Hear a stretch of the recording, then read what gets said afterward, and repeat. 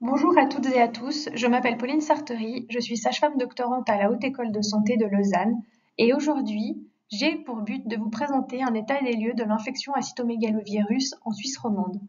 Cette présentation a pour objectif de mieux comprendre l'impact de cette infection, mais également les stratégies de prévention et de dépistage qui sont appliquées, ainsi que les vécus des femmes enceintes qui sont concernées.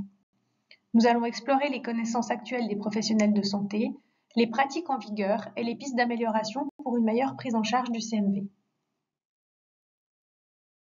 Commençons par un point rapide sur l'épidémiologie du virus à CMV. Le cytomégalovirus est un virus à ADN double brun appartenant à la famille des Herpes viridae. Il persiste à l'état latent dans l'organisme et peut se réactiver en cas d'immunodépression. Une réinfection par une autre souche est également possible. En Suisse, l'incidence du CMV congénital est estimée entre 0,5 et 1% des naissances dans une population où environ 50% des individus sont séropositifs. Chaque année, en Suisse, près de 447 nouveau-nés sont touchés, dont 40 présenteront des symptômes dès la naissance. L'infection peut résulter d'une primo-infection maternelle lors d'un premier contact avec le virus ou d'une infection secondaire due à la réactivation du virus qui est en phase latente ou à une réinfection par une nouvelle souche du virus. Le CMV est la principale cause d'infection congénitale en Suisse et dans le monde.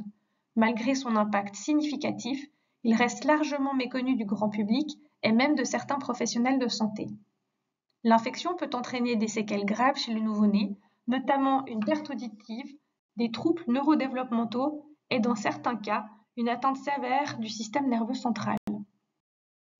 Cette slide nous montre ici une représentation cartographiée de la prévalence du CMV à travers le monde.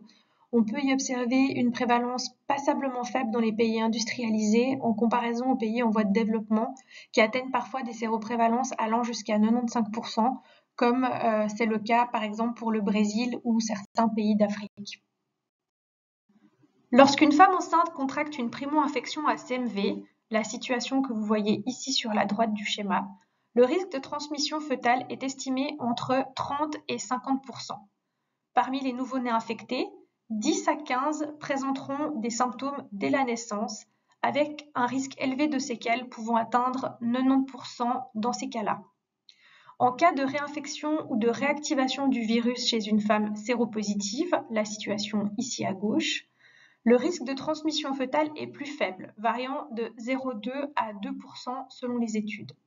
Cependant, ces infections restent préoccupantes car même les nouveau-nés asymptomatiques peuvent développer des séquelles tardives. Quelques mots maintenant sur le dépistage et les possibilités de traitement. Le dépistage permet d'identifier les femmes enceintes à risque et d'adapter leur suivi prénatal. Le diagnostic précoce d'une primo-infection permet une prise en charge plus efficace et la mise en place de mesures préventives pour limiter le risque de transmission au fœtus. En Suisse, par exemple, le dépistage systématique du CMV pendant la grossesse n'est pas recommandé, ce qui entraîne une variabilité des pratiques selon les cantons et les professionnels de santé. Par exemple, dans le canton de Genève, 81% des professionnels proposent un dépistage contre seulement 17% dans le canton de Zurich. Cependant, selon les recommandations nationales, certaines situations spécifiques justifient un dépistage ciblé, notamment chez les patients présentant des symptômes évocateurs d'une infection ou celles travaillant en crèche et en contact régulier avec de jeunes enfants. Les tests sérologiques permettent d'identifier les anticorps IgM et IgG spécifiques au virus, ainsi que l'avidité des IgG sur une période donnée. Cela permet de savoir si une infection est récente et ainsi évaluer la nécessité d'un suivi. L'analyse seule des IgG ne suffit pas à dater précisément l'infection primaire. C'est l'évolution de l'avidité des IgG dans le temps qui permet une estimation plus fiable de l'ancienneté de l'infection, comme vous pouvez le voir ici à droite du schéma. Dater l'infection précocement et précisément est crucial car le risque de transmission et de séquelles varie selon le moment de la grossesse à laquelle elle survient. Plus l'infection survient tard, plus le taux de transmission augmente. On note un taux de transmission de 5% en période préconceptionnelle contre 66% au troisième trimestre. Mais le risque de séquelles, quant à lui, diminue au fur et à mesure que la grossesse avance. 29% en période périconceptionnelle contre 0 au troisième trimestre. Une infection précoce nécessite donc une prise en charge rapide pour limiter les complications. Les infections secondaires, en revanche, elles ne sont pas détectables par le dépistage sérologique.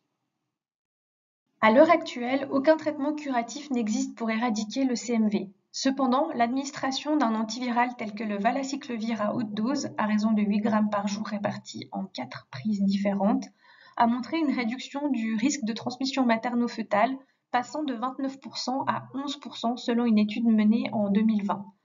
En parallèle de ça, des essais cliniques pour l'élaboration de vaccins sont en cours avec des résultats prometteurs selon certains candidats. Par exemple, la phase 3 des essais de Moderna, un vaccin à ARN messager, le plus prometteur à l'heure actuelle, implique plus de 7000 participants et devrait se terminer en 2026. Le principal facteur de risque de transmission materno-fœtale est le contact étroit avec des enfants en bas âge. Les enfants de moins de 4 ans excrètent fréquemment le virus dans leur fluide biologique, ce qui augmente le risque d'infection chez les femmes enceintes en contact régulier avec eux. Il faut savoir qu'une mère ayant un enfant en crèche a 10 fois plus de risque de séroconversion que la population générale. Travailler en crèche augmente également le risque de séroconversion par 4, alors que les soignants ne présentent pas de risque accru, probablement grâce aux mesures d'hygiène en vigueur dans les établissements de santé. La prévention repose principalement sur la connaissance des modes de transmission du virus, ainsi que des mesures d'hygiène simples mais efficaces à mettre en place, comme le lavage des mains fréquent, l'évitement du partage des couverts avec les jeunes enfants et la limitation des contacts avec leur salive et larmes pour se protéger. Il est essentiel que ces recommandations soient bien comprises et appliquées par les femmes enceintes, car elles permettent de réduire de 5 fois le risque d'infection. La recherche a démontré que le niveau de connaissance du virus et des mesures préventives qui y sont associées chez les femmes enceintes est étroitement lié à celui des professionnels de santé. Cet aspect a été étudié par notre équipe en 2023 sur un échantillon de professionnels travaillant en Suisse romande. Examinons maintenant rapidement les résultats de cette investigation. Sur cette slide, vous trouverez un échantillon de nos résultats avec en rouge les réponses erronées non liées à l'infection à CMV. Concernant la connaissance des modes de transmission, parmi les 309 participants, plus de la moitié n'ont pas mentionné les rapports sexuels, le sang et l'allaitement comme vecteurs de transmission du virus. En dessous ici, concernant les potentiels signes cliniques d'une infection chez le nouveau-né, seuls 3 symptômes sur 7 ont été correctement identifiés comme manifestation possible d'une infection congénitale à CMV. Le fait que ce soit asymptomatique, la microcéphalie et la perte auditive étaient majoritairement reportés comme potentiels signes cliniques chez le nouveau-né par les participants. En revanche, l'ictère précoce, les convulsions, l'hypotrophie et les pétéchies ont été reportés que par un petit nombre des participants comme potentiels signes cliniques chez le nouveau-né infecté. Toujours concernant les connaissances des professionnels interrogés, notre étude révèle que 67% d'entre eux ignorent l'existence d'un traitement permettant de réduire la transmission materno-fœtale et d'améliorer le pronostic néonatal. En parallèle, plus de 88% savent que l'âge gestationnel au moment de l'infection influence la gravité des complications fœtales et plus de 72% connaissent la possibilité d'une réinfection ou d'une réactivation du virus. Maintenant, les résultats concernant la pratique des professionnels de santé interrogés dans notre étude. Donc, concernant leur pratique professionnelle, 63% ont déclaré réaliser une prévention systématique auprès de leurs patientes. Parmi eux, plus de 90% la mettent en place en période pré- ou périconceptionnelle ou tôt lors du premier trimestre de grossesse. Pourtant, bien que le postpartum soit une période clé pour la prévention, notamment chez les multipares ayant un enfant en bas âge comme on l'a vu précédemment, seuls 11% des participants exploitent cette période pour délivrer leur message préventif. De plus, moins de la moitié des professionnels interrogés reportent effectuer un dépistage sérologique systématique précoce chez leurs patientes. Concernant la connaissance des recommandations nationales, leur existence était connue par 62% des participants. Les recommandations liées à la prévention étaient les mieux connues. En revanche, celles portant sur l'existence d'un traitement prénatal visant à réduire le risque de transmission verticale et améliorer les issues néonatales étaient les moins maîtrisées par les participants. Notre étude a également permis de mettre en évidence que le niveau de connaissance et les bonnes pratiques ne sont pas nécessairement liés à la profession, mais qu'elles sont principalement liées à la formation continue et à la participation à des congrès spécialisés sur le sujet. De plus, les professionnels qui ne réalisent pas de prévention sont souvent ceux qui déclarent avoir des lacunes dans leur connaissance du virus. Ainsi, la création de guidelines nationales claires et un meilleur accès à la formation devrait être encouragée dans notre pays, car l'étude que nous avons menée nous a permis de démontrer qu'une bonne connaissance des recommandations nationales influence positivement les connaissances globales des professionnels sur le CMV, qui, de ce fait, influence positivement les attitudes pratiques de ces derniers. En parallèle, nous avons jugé pertinent d'examiner le niveau de connaissance des femmes enceintes dans cette même région de Suisse. Cette étude menée à la même période que la précédente a permis de mettre en évidence que 61,6% des femmes enceintes interrogées avaient déjà entendu parler du cytomégalovirus. Il est intéressant de noter que ce chiffre correspond au pourcentage de professionnels de santé ayant déclaré réaliser une prévention systématique auprès de leurs patientes dans l'étude précédente. Cependant, cette sensibilisation reste bien inférieure à celle d'autres infections prénatales largement plus connues des femmes, comme c'est le cas de la toxoplasmose ou de la rubéole.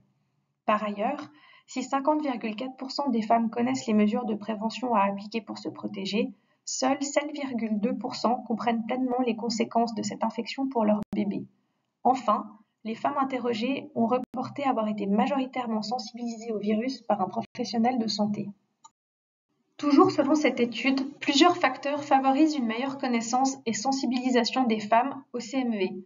Parmi eux, on retrouve la multiparité, un âge maternel supérieur à 30 ans, un niveau d'études élevé, l'exercice d'une profession dans le domaine de la santé ou de la petite enfance, ainsi que le fait de bénéficier d'un suivi de grossesse assuré par une sage-femme.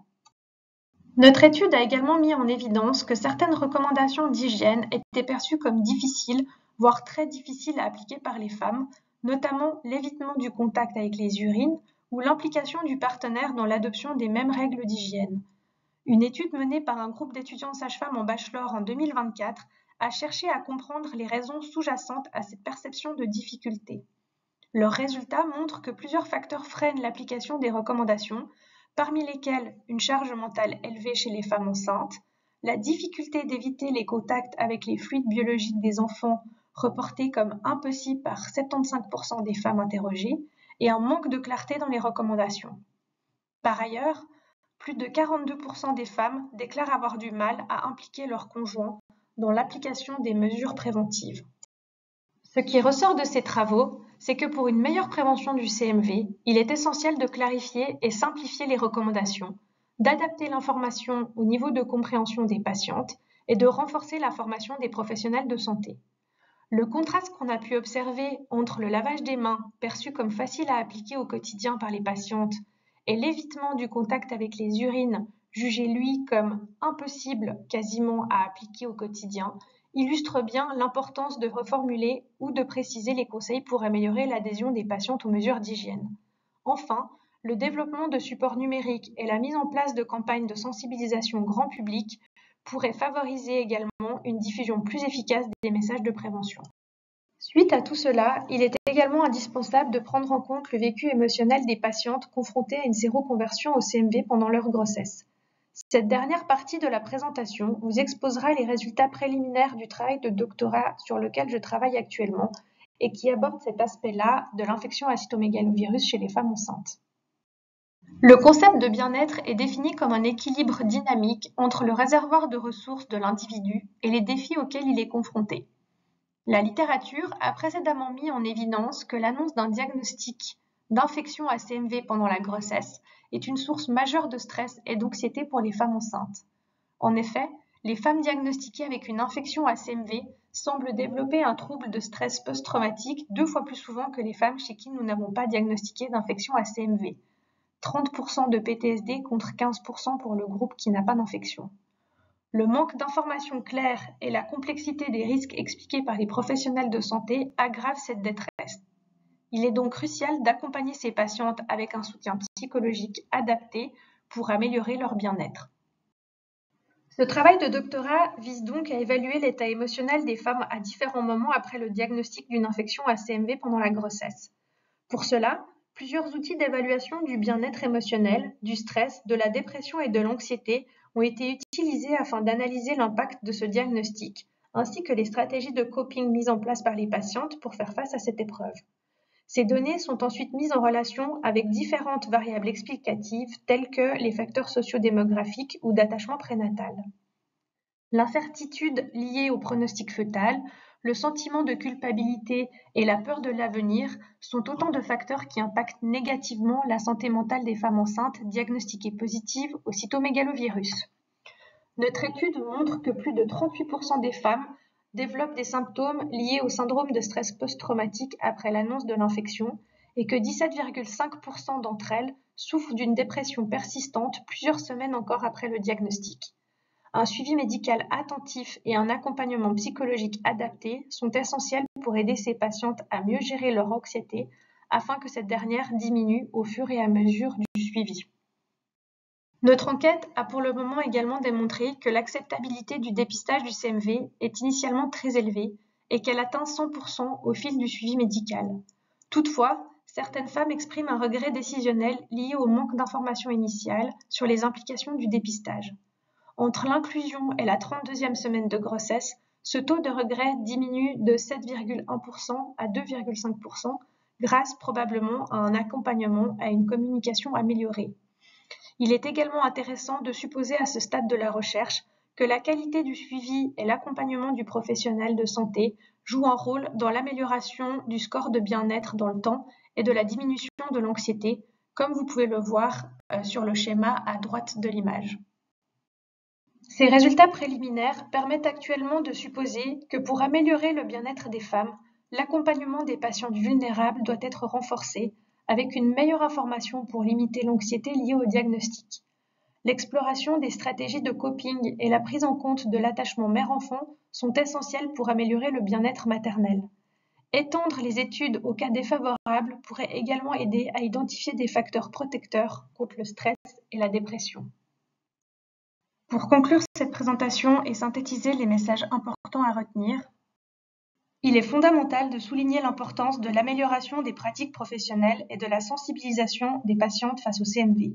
D'abord, il est essentiel de standardiser l'information et les pratiques de prévention afin d'assurer une meilleure compréhension des risques et des mesures de protection. Ensuite, une évolution importante pourrait consister à mettre en place un dépistage systématique du CMV chez toutes les patientes enceintes jusqu'à la mise en évidence d'une immunité.